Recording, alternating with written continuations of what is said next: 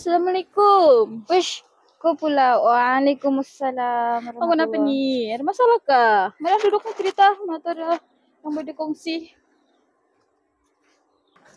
Kenapa kau temenung ni? Jauh betul temenung kau. Apa yang kau pikir? Kau ada masalah kah? Macam ni bah. Kau tahu kah, saya teringin betul dapat tu Al-Quran terjemahan dusun. Supaya saya boleh kasih baca bapak saya. Sebab kalau bahasa Melayu ni kan bapak saya kurang faham. Al-Quran terjemahan bahasa dusun. Ya. Oh ya, ada satu agensi ni kan saya nampak di Facebook. Kejap.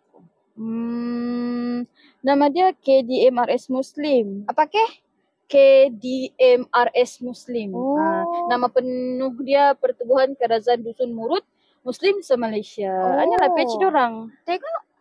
Tu.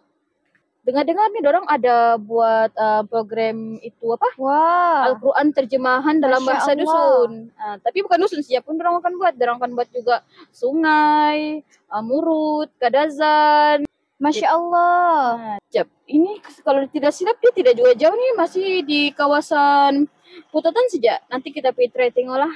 Atau ada rezeki kau, ada rezeki kau dapat Quran terjemahan dalam bahasa dusun. Marilah kita pergi esok.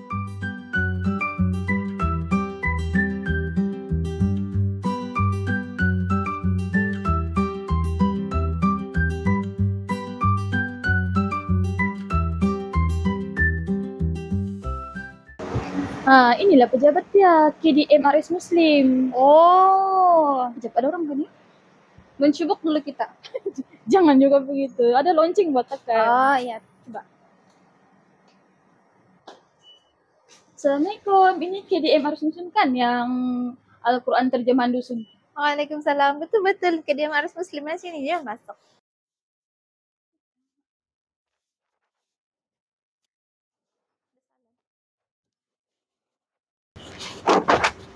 Oh, tadi kita tanya pasal Quran dusun. Ya ini kawan saya, dia mau tu yang Quran dusun tu untuk dia punya bapak. Ini Al-Quran. Oh, ini Al-Quran dusun. Tu boleh tengok. Selamat.